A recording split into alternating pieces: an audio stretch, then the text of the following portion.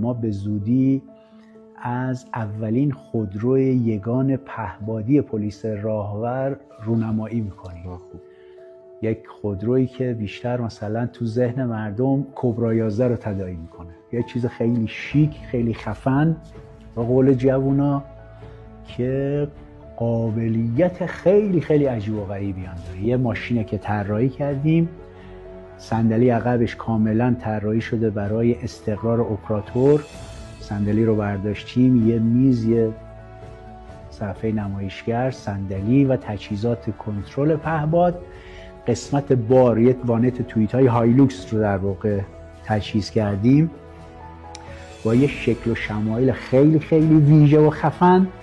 قسمت بار طراحی شده، اتومات دکمه رو میزنن، صفحه میره کنار، پهپاد میاد بالا، میره خلاصه تو آسمون.